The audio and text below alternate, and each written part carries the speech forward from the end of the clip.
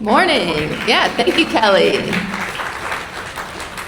Kelly has been our fearless leader for many years now, and it truly is a working board. So thank you, Kelly, for working so much for Louisiana Recycling. We really appreciate her work and for putting this amazing event on. My name is Fran. I am the co-founder and CEO of Glass Half Full. If you don't know about Glass Half Full, we're based in New Orleans, but we collect glass from across Louisiana, Mississippi, and Alabama.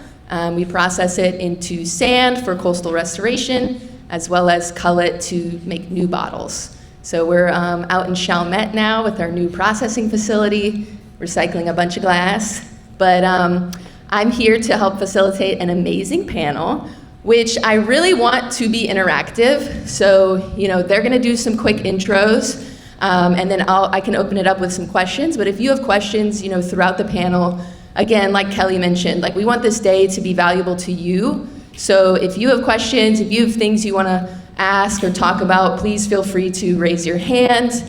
We might have Jen or someone else going around with a mic so that you can ask your question and we can incorporate it into the discussion. And then there's another panel after this with another group of amazing people. So if you don't get your question in during this panel, there's another one after. And today I think we have some great representation from across Louisiana. We have Greg from Lafayette Consolidated Government, we have Caroline in New Orleans with Grounds Crew, and we have Michael in Baton Rouge with CACRC. We have people working across all material streams. We got electronics, we got aluminum and glass and everything else in plastic. So it really is a great group of people. If y'all want to come up now and take your seats. I think Caroline's up first. Yeah, give it up for our panelists. How are we feeling so far? Are you warmed? Are you warmed up? Yeah, okay, good. No, I like your energy up here. Oh, the Bee Gees. Okay, Lanyap, not landfill. We could have a whole debate, Lanyap or Lanyap. Me and Greg are Lanyap, we're from Lafayette. Okay, Caroline, you can start us off. Again, they're gonna do brief intros, 5 minutes to just talk about their organization, what they do, and then we're gonna open it up to be more of a discussion. So I'll let them kick it off with their intros. Sounds good. Should I come here? Yeah, stand up. Okay, great. Hi everyone, I'm Caroline Vancheri, and I work for Grounds Crew, which is a nonprofit in New Orleans that focuses on waste reduction and recycling at special events. So we have a heavy focus on Mardi Gras, and that's kind of what I'll be focusing on today as we just wrapped up our 2026 program. So we run a very exciting program called Recycled At that's been growing for the last 4 years. It is a coalition-run program with Glass Half Full, Grounds Crew, and Osprey. Logos here on the bottom. And I've just pulled out a couple of the successes and challenges, which I know we'll talk about a little bit more in the discussion. But just kind of overarchingly, I think I've included some numbers. And so over the last 4 years, we've diverted over 170,000 pounds of waste just from Mardi Gras alone. So this is a pretty limited program that's very focused on the 2 main parade weekends, as well as a little bit more throughout the carnival season. But we're really proud to continue growing that number, and we're excited to keep expanding the program and trying out new innovative ways to actually collect this waste. As you can imagine, it's very challenging in an event like Mardi Gras that's so scattered and so logistically complicated. It is very continually challenging, and we're always having to figure out new approaches to divert more material. So here we have kind of these 8 little graphics that highlight some of our different programs and approaches, which I can talk a little bit more about later as well. But yeah, I think that's maybe a good overview. Don't want to take too much time. Thank you, Caroline. Round of applause for Caroline. Yeah. Impressive. I don't know who's next on the slide, though. Are there any more slides? I don't think so. Come on. Okay. Did you say Michael, you ready? Yes, okay. You want to use that mic? This is perfect. I don't like holding my mic. Okay. This is perfect. Okay. Can y'all hear me? No. No? Here. No? Here. Okay. Oh my gosh. I hate to hold the mic. Okay. Here we go. Y'all can hear me now? Yes. Much better. This is like actually one of my least favorite things to do in my role. So everybody, let's stand up, let's stand up, let's stand up. Let's get a good stretch. Let's get some good energy flowing here. Yeah, it makes me less nervous. So let's get a good stretch in. Good stretch. Drop it like it's hot. Whatever you need to do. Wave your hands in the air like you just don't care. Thank you all for participating in my madness. I'm Michael Rochelle, Executive Director of CACRC. We are the only certified electronic recycler in the state of Louisiana. We recycle about 1.6 million pounds of electronics per year and redeploy about 9,000 devices back into the homes of families who need them most. Dang it, y'all, I cry about it. Why do I always want to cry? 30 turned me into a crier. But last year we redeployed 9,000 devices back into the homes of families who needed them most. So as a certified recycler, we go around the state of Louisiana, some of Mississippi, and pick up electronics from businesses and household hazardous waste days. Can I say something about that real fast? What's that? Household hazardous waste days? Yeah. We did one with you guys in November of this last year. 14 pallets, took 2 loads. Awesome. Thank you, thank you, thank you. Who are you with? It was an exciting thing, plus it was free Yeah, to the residents, and they loved it. awesome. They were like overflowing. What'd you say? Did she ask you? Did she ask a question? She asked you to repeat. Just so people could hear. Repeat what you said. Oh, I said that in November 2025, we had our first hold hazardous waste event for Livingston Parish, and we had over 14 huge pallets flowing over. Took 2 trips for CCRC to come out and pick those up, and the people loved it. We probably could have done another 14 pallets, but we only had it for 4 hours. So it's awesome that we're fixing to do it again. So Awesome. it's exciting. Thank you. If any of you guys are with the city parish, know CACRC is here to participate in your household hazardous waste day events. Give us a shout, cacrc.com. We also have a program, Computers for Louisiana Families, which is how we redeploy devices back into the community. So yeah, I think that's like a pretty good intro. What do you think? Okay. Thank you, Michael. Greg?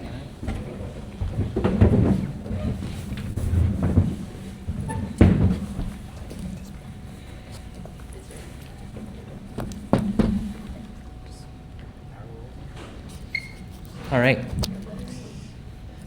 Okay, so Greg Guidros, I'm the recycling supervisor for Lafayette Consolidated Government. I spent a couple years doing environmental quality education, water quality, and a couple years helping out with festival recycling out in Lafayette.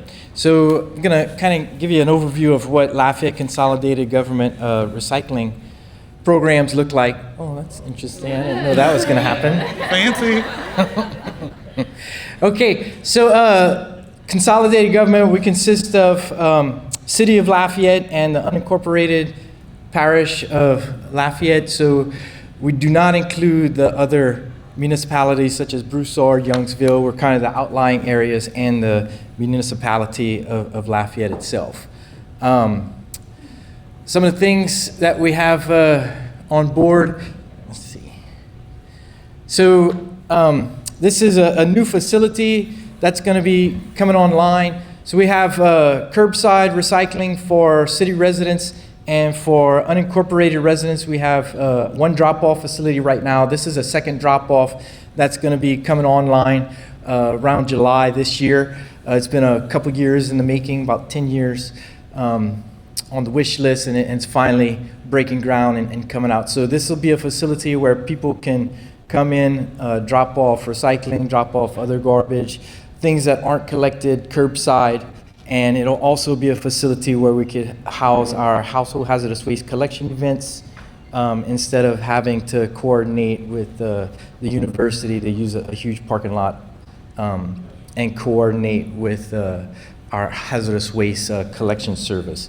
So this is a great introduction and addition to our recycling program. We're extremely excited to have it coming along.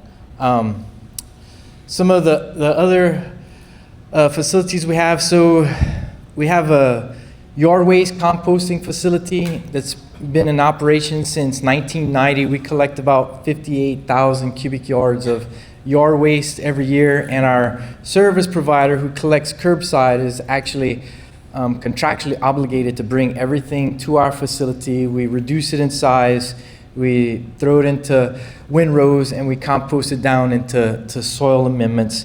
It costs to drop off at the facility, but we don't charge people for come and pick up. And we have tons of material for people to distribute and use in their gardens. It's great for using around trees. It helps with feeding the trees. It also helps with absorbing water, feeding the roots of those trees with water, and it also helps to slow down the approach of rainwater as it heads down to the river systems. Okay.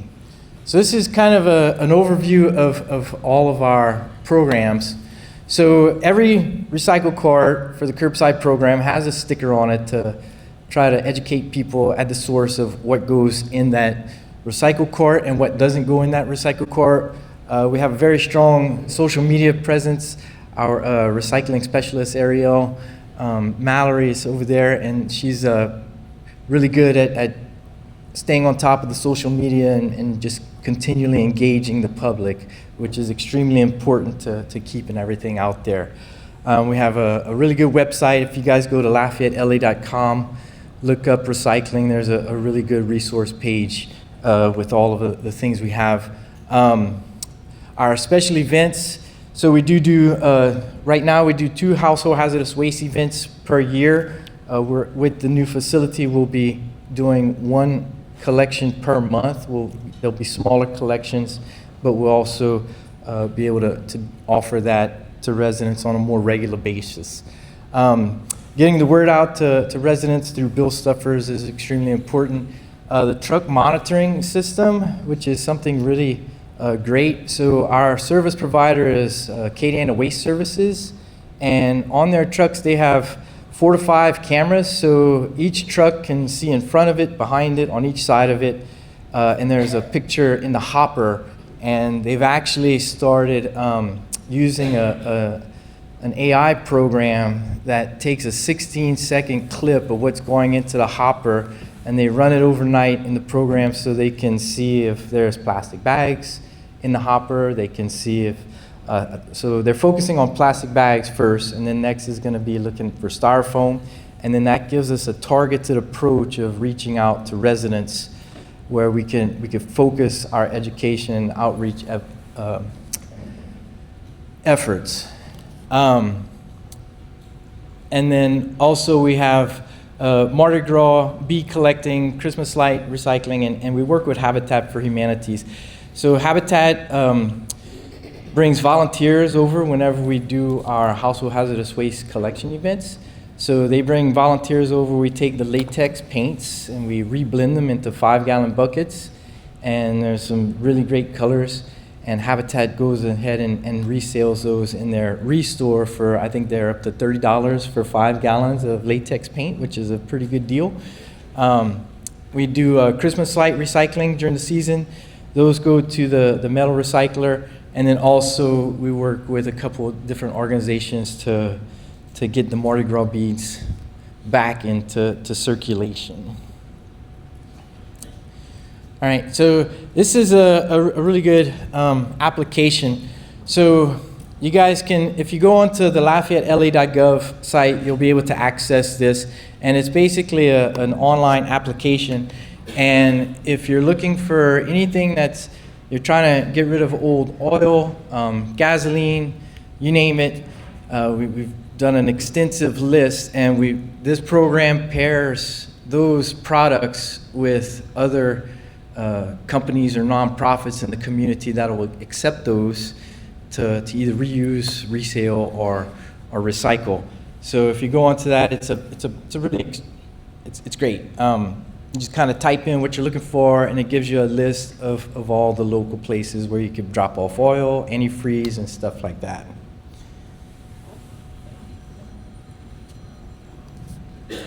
This is a little bit more about the third eye camera. So you can see the plastic bags in there, and so the AWS will send us a list in an Excel sheet, so we get a list of all the residences that are got contamination in their recycle bin, and that gives us the opportunity to do a focused educational outreach. And that's it. So if you guys are, that's our email. So that's mine, recycling supervisor, Miss Ariel Mallory. Right? Awesome. Thank you. Thank you. Thank you. Sweet. Okay, so before I open it up to the audience, which start thinking about if you have questions for specific panelists or for all of them, again, I think it's awesome that we have people from New Orleans, Baton Rouge, Lafayette, we have nonprofit representation, we have government, we have business. So, you know, a great diversity of panelists and expertise here. But real quick, because the panel is titled Recycling Successes and Challenges, I think we've done a great job talking about our successes, but as we know, recycling in Louisiana can be very challenging.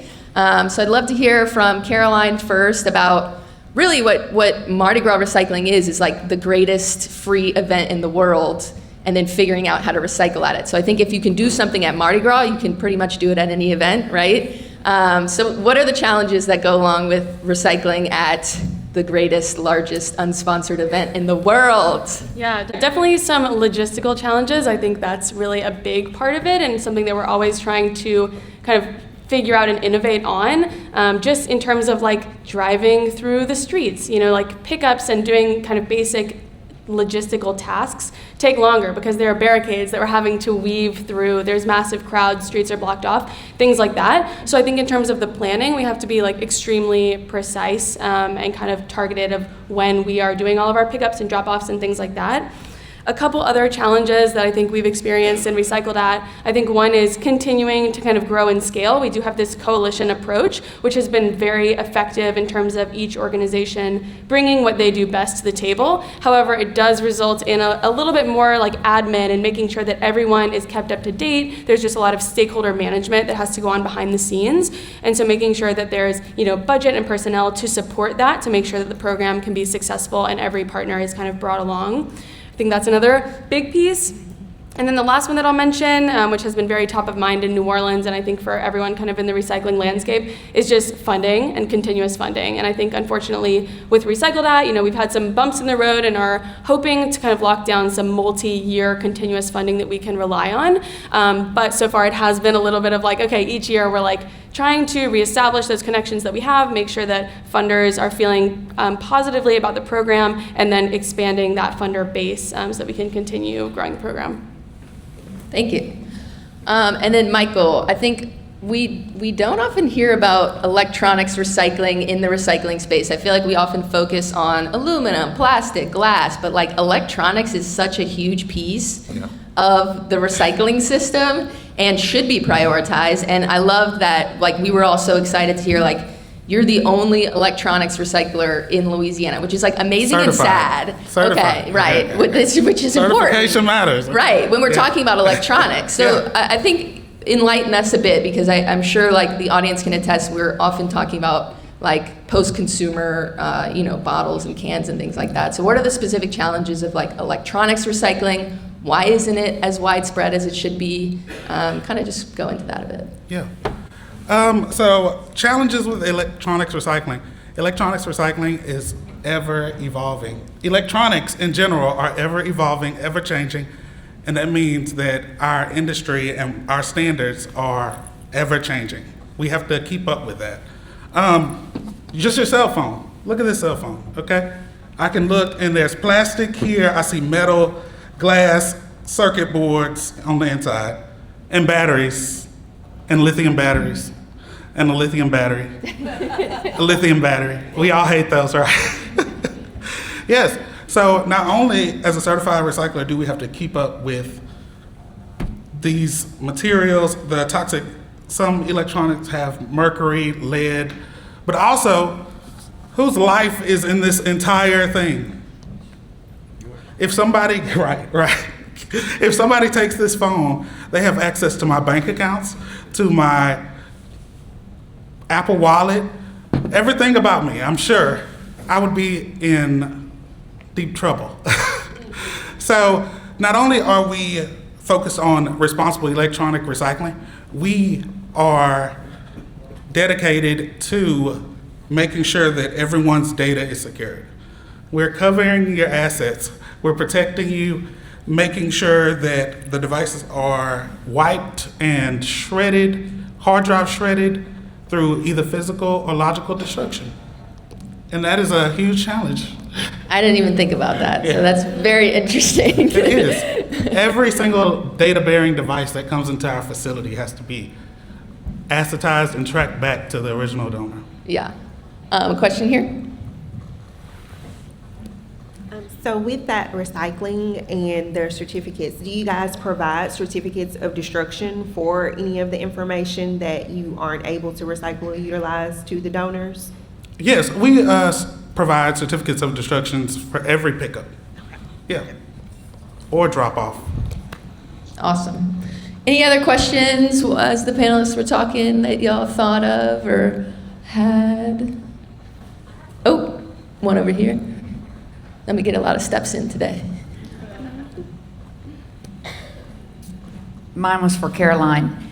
I'm sure you use volunteers, people that aren't paid. Are you trying to engage volunteers, the world that we live in now, with incentives like bring in the most weight and you get a $50 gift card or whatever, which I don't know how hard that would be, but I find with my company, with the volunteers, we have to, and some with the younger age, it's an incentive thing, trying to get them to do something, they want something, and it can be as small as a recognition letter, but Yeah, definitely. Yeah, so we actually have majority of our program run by staff, by paid staff. I think especially given like the context of Mardi Gras, having a volunteer-driven labor force is just a little bit too unreliable. We do have volunteers who help us, and we do offer some incentives for them. We have a broader incentive program for the general public. That's kind of a raffle. We have various donated rewards from local businesses, and we allocate one or two of those prizes per day to the people who have worked a volunteer shift. And these are, pretty nice prizes like a 1 or 2 night stay at a hotel, Jazz Fest tickets, things like that. So we're really trying to use that to kind of continually boost our volunteer numbers. Yeah, great question. I think Recycle That does a really great job, and I feel like a lot of festival recycling in general is kind of catching up to this with Osprey and Real Cycle, who do festival recycling, where it's the staff is the core of the work, but then volunteers are used as like supplementary staff, because it really does get hard solely relying on volunteers. But Caroline has built out an amazing recycling rewards program. People could win like Jazz Fest tickets, courtside Pelicans tickets, pretty incredible stuff for participating in this program. Any other questions from the crowd? Yes.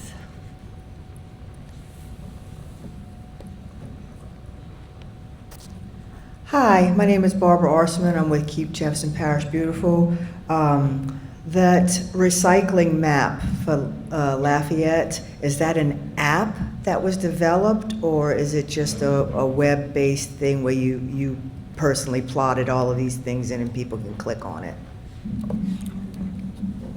Yeah, so it's actually it is an application that was developed by our GIS department. So our department basically created an extensive Excel file that had all the locations. So our department like did all the legwork of looking for different locations, different companies that would actually collect stuff and repurpose, reuse, or recycle it. And then we basically created a very extensive Excel file with addresses, items that are accepted at those particular locations, and then we handed that over to our GIS department, and they went in and created an actual application that's housed on our website. Okay, I need to get with you on that. It's a lot of legwork, so be prepared. And then there's also keeping up with the with all the locations, some locations like find themselves on there. They're like, oh no, we don't want to be there on there, and we have other companies that are like, oh, we'd like to be on there. So we have to constantly keep up with it and edit it also. Yeah, us at the Louisiana Recycling Coalition have discussed the need for something like this statewide, right? Like, where can you recycle XYZ? And how to get there, and who's doing it, and where it's going. And that's something we've talked about really wanting to have for our state. Yeah, put it up here. All right. Hello, I'm Linda Bainham. I'm the Director of Sustainability at the Convention Center, and we recycle glass with Glass Half Full, and we participated in Recycle Dat. I think we had almost as much glass as we did throws this year, so there's something interesting going on there with what's going on at those parties. Yeah, I think it's good data there. So I just had a question about your AI. We use an app called Rubbish that takes a photo of in our landfill containers. It's so cool how it can identify the pictures and then give us a percentage and volume, both for what's in the landfill, also what's left behind by events on the show floor. My question for you is, you have the AI, but how do you track it back to the individual households? And do you do fees and fines? Because that's been very effective in reducing contamination in other areas. Yes, that's for you, Mr. Lafayette. Yeah. So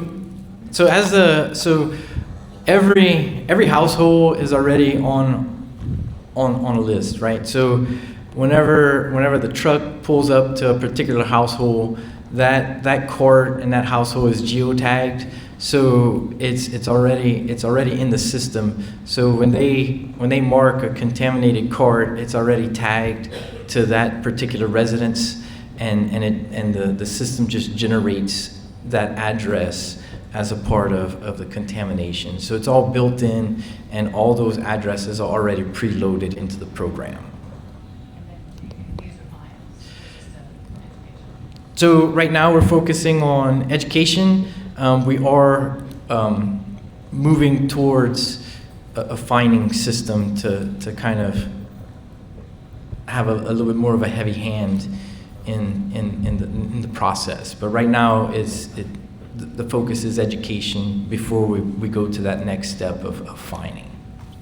And do you see a difference in, like, do you see the contamination trending down since you've introduced this program with AWS?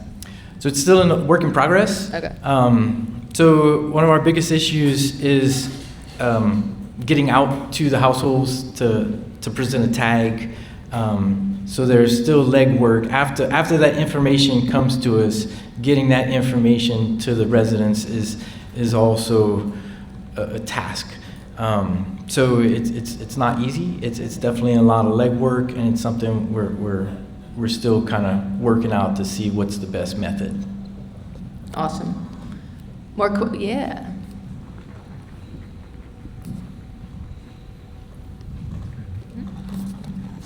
Hold on to the mic, Greg. I've got more questions for you. Linda asked a lot of the questions I was already wondering about the geotagging, but I was hoping that you'd speak a little more about setting this whole system up. It sounds like a lot of legwork that AWS had to go through to go and outfit their fleet with these cameras and then to go out and get all the geotagged locations. It sounds kind of like moving a mountain, so I was curious about how that process went. If you were guiding it, if it was all AWS, I would love to hear more about that. So the program was initiated by AWS. This is something that they put on their trucks as a part of the contract. So we have a new garbage contract. So that started November of 23 was when that new garbage contract came in. So in the contract, the bid went out, and everyone was specifically had to have new trucks. So as a part of these new trucks, AWS went and invested in this technology to put onto their trucks. So they're the ones that really kind of initiated that, which has been extremely helpful for them as well. Because when we have residents calling with issues, they can go back, pull videos from each particular residence, and they can confirm whether or not it's a missed pickup or if this person just didn't have their card out that morning. So it's been extremely beneficial for them. And as far as the geotagging, all the residences are already in the system through Lafayette Utilities system. So there's a file with all of those residences already. So being able to take that from LUS Utilities, hand that over to AWS, they're able to put it into their system from that address book that's generated through Lafayette Utilities system. And then, so that'll handle the city households. As far as the unincorporated areas, each household is required to register their own household directly with AWS. So AWS has those households in their own system. Now, the only residents that have curbside collection is going to be the residents in the city. So that wouldn't really apply to residents outside of the city. That work? Do you have a follow-up question, Stephen? Okay. Hey all, Alita, the Recycling Partnership. And I just wanted to jump in here on the conversation of the third eye cameras on the trucks, and in the question of whether or not there was any data to support the effectiveness of this. We have used not third eye, but Prairie Robotics, which does a very similar thing. And we've integrated the photos that are coming in through Prairie Robotics to do mailings. So that list that you have coming with all the addresses, we've worked with a printer where they're sending out pretty real-time mailings every day that tell the resident, we found this in your recycling cart. They show the photo that was taken of the hopper and remind the resident to keep that out of the cart. And we have seen when those programs have been deployed that there's a contamination reduction anywhere from 15 to 30%. So even the education alone can work if your community doesn't have the right policies in place at that time to actually do fines or enforcement any other way. The education can be very impactful as well. Thank you, Alita. Alita's with the Recycling Partnership, which you'll hear from later. They're an awesome national nonprofit, and they have a ton of data. So if you ever have a question like that, they probably have an answer. Do you have a question for Michael or Caroline? Love Greg, but you've been stealing the show here. You do, great.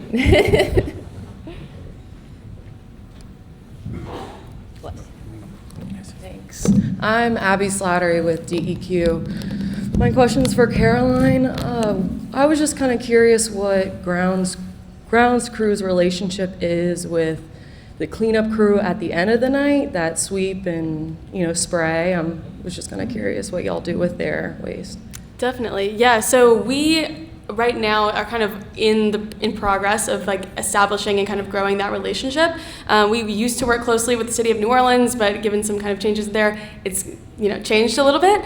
However, we do have a bit of a relationship, and we're actually working to continue growing that. So this year we had our crews actually do a kind of parade recycling sweep, picking up cans and bottles on the route for a couple of the parades before the sanitation crew from the city came and kind of collected everything else. And so we're trying to kind of use that as an additional program more and more. Again, on the logistics side, it is very challenging because sometimes the city sanitation crew is like waiting right there ready to go, and they're not really willing to spare the time for our crews to go in front.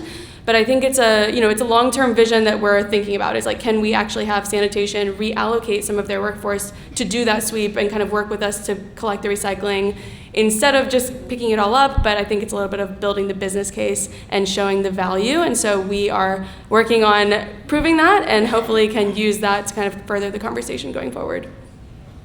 But yeah, there's a lot of recyclable materials on the ground after a parade.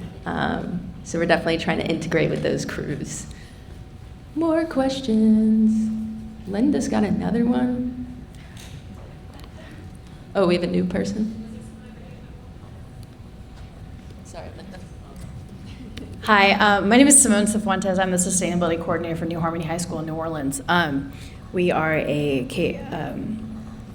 public charter high school, regular New Orleans kids from all walks of life who actively compost every single day in the cafeteria. So it can be done. So I think, thank you. My question is a kind of a two-parter. So I'm originally from the West Coast, where the state of California has been diverting waste since like 1990. So I worked with the city of San Francisco's SF Environment. It's kind of a subset department of their Department of Environment that does school-age education. So the two-part question is, I guess it's kind of general, but probably directed at Lafayette Consolidated Government. Do you have a department that specifically educates children in recycling in schools so that that is kind of normalized at the school level and then can be brought home by the kids? Because even as a high school teacher, I've had graduates come back and tell me that they police their parents because of what they've learned in school. And then secondarily, to get increase participation rates, I'm not sure. I mean, I live in New Orleans. We're just throw everything away. But I've been in places where they have a pay-as-you-throw model in terms of your contract for recycling. So the smaller your bin is for trash, the less you pay monthly, and then recycling is free. So you're subsidizing. I guess you're not subsidizing, but you know what I mean. Getting people to actually consciously think of every time I throw something away, that's going to cost me more money. So if I divert my waste into the recycling bin, I'm going to save money monthly. And then my kids are reinforcing me like, Mom, Dad, you have to put that in the wrong bin. So those are my two questions. So we do education in schools. We send out letters every year to Lafayette Parish schools. It's a struggle to try to get into the schools, and oftentimes it's developing those relationships with the individual teachers to coordinate us being able to get into the school system to do some sort of presentation like that. So that's kind of it is something we do. It's something we'd like to do a lot more of, and to try to get into more schools to be able to spread that education. We do education about recycling, composting, water quality, and other things like that. We offer all of those sorts of presentations for the school system. But like I said, it's really about having those relationships built with some of those teachers. We have teachers that are retired, and we don't have as many presentations as we used to, so trying to still engage those teachers is definitely a challenge for us, but we do offer those as opportunities for the schools. I'd love to also hear from Michael about, how you're incorporating education into your programming and how your reuse or like getting refurbished electronics into, schools and households, like how that storytelling works as well through education. Right. So we do not have a formal partnership with the school for education and teaching about this program. However, we recycle for most of the school districts throughout the state. We are working, so we're having a nonprofit mixer tonight, and this was my unique way of partnering with different nonprofits around the state to help us get the word out, to help us deploy devices, to find new partners, whether it's in recycling initiatives or technology access initiatives. What was that? No, I love that. I think what's cool about your programming is that you do kind of like reuse and upcycling, and I think that's different from obviously recycling programs, but if you remember the R's from, your growing up, right? Like reuse comes before recycle. So I think that's very unique about your program. And yeah, I was just wondering about like how that plays into the storytelling and the education of your programming. It's like, it's recycling, but it's also getting these things back into circulation, before they need to be broken down into each individual. I just think that's cool. I don't know if you have more to say on that. But So definitely marketing and education to the community is one of our challenges. How many of you guys had heard of CACRC before today? Awesome. Okay, this is awesome. I love it. I love it. I love it. I love it. I tell people all the time, we've been the hidden gem. We're celebrating 30 years tonight, and We've been the hidden gem for 30 years, and I don't want to be hidden anymore, just the gem. Yeah.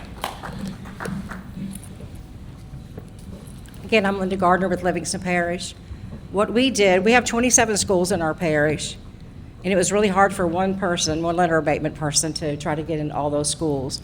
You know, you first have to go through your school board, you have to go through your superintendent, but it's up to the principals to be able to get that connection with them.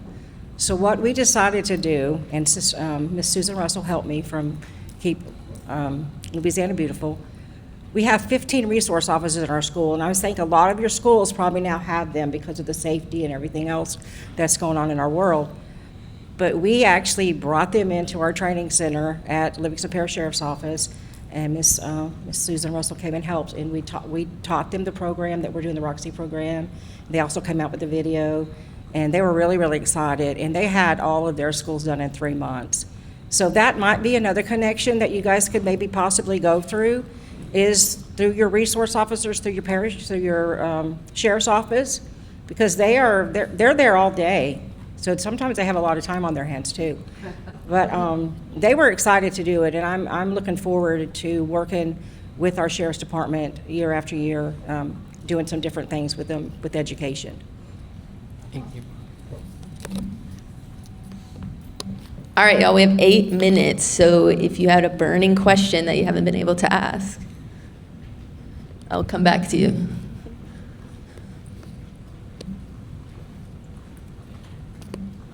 Good morning, Ben here, founder of Real Cycle, reimagining how the state of Louisiana respects our earth, our resources, and each other through how we handle our materials, which are not waste until we decide to waste them.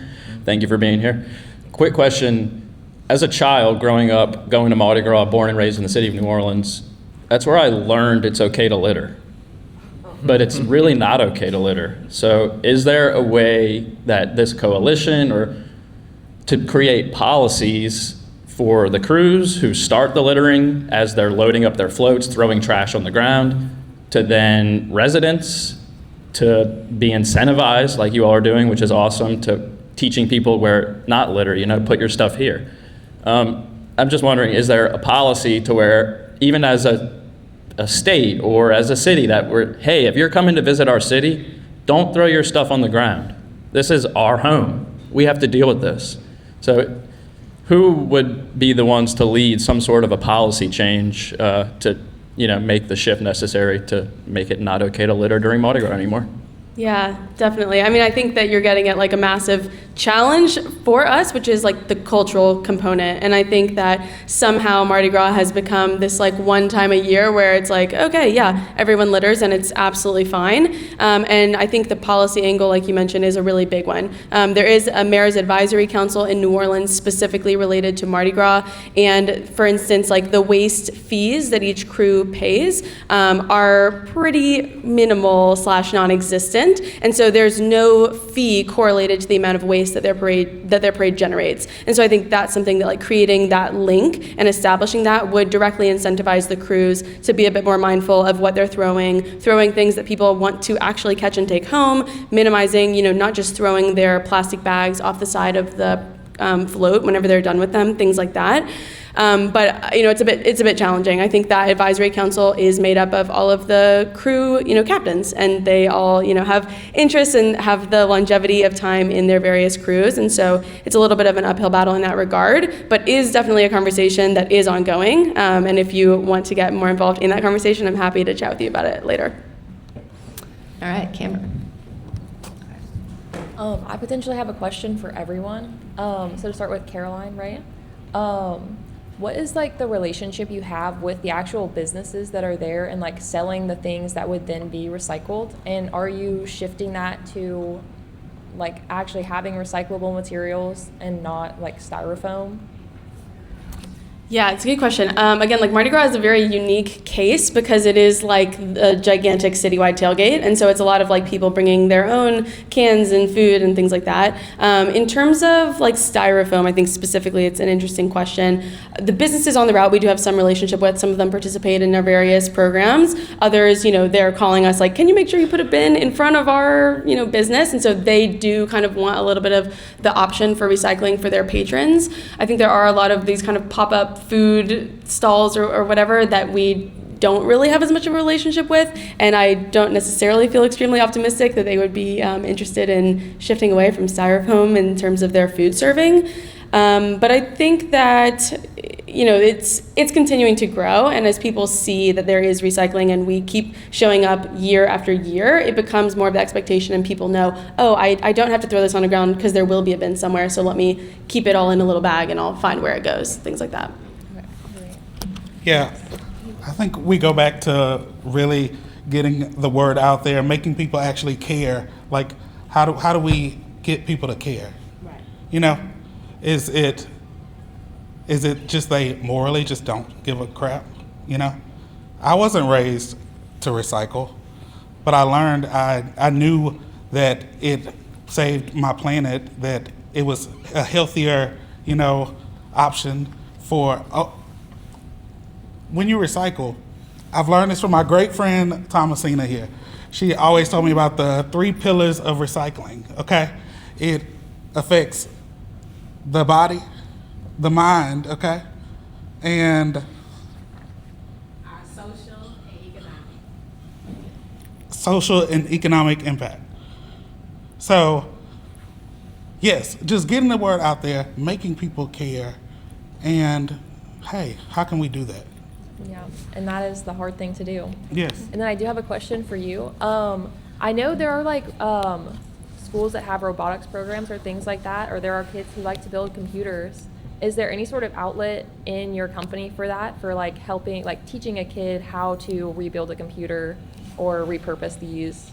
We have items? not explored that education piece yet. However, we just partnered with Westdale High School, I think it was, and their robotics team came in and they picked up different electronics from our facility that they could use to rebuild into robots. So that's we don't directly go in and educate, but we can partner. We can be a partner in education. Yeah.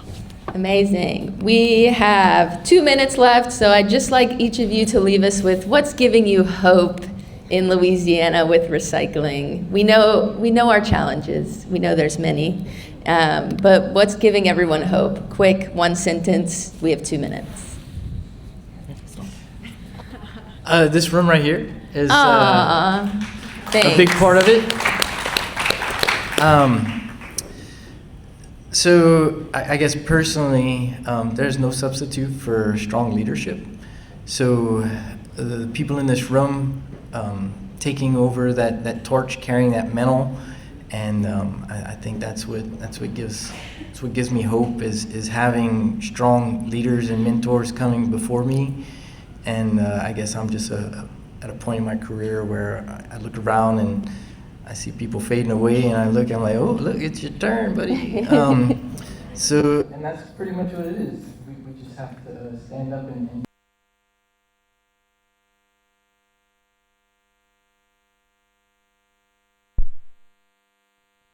nowhere. We came from strong leaders, and it's just we just have to reach inside and dig deep and pull that out of ourselves to be that light for everyone that's coming after us. Thank you. So my hope, my no. So I've watched the numbers increase just from 2024 to 2025. So last year we serviced 300 more businesses than we did the year prior. So that means that people are doing the work, people are actually recycling the material. So my hope is that it just continues to get better. I think for me, like what continues to give me hope is meeting people who do care. And I think it's easy to feel bogged down by like, oh my gosh, no one cares, everyone's just throwing things on the ground. But that is not true. There are people who care. And I think kind of relentlessly continuing to care despite things that maybe don't always go our way is like what continues to make me feel energized. I feel like humans are social beings, and role modeling the behavior that you want others to see does make a difference. And so continuing to, be the change, if you will, I do believe that that makes a difference, and I would encourage all of you to continue on that vendetta. What a beautiful way to end. Round of applause, please.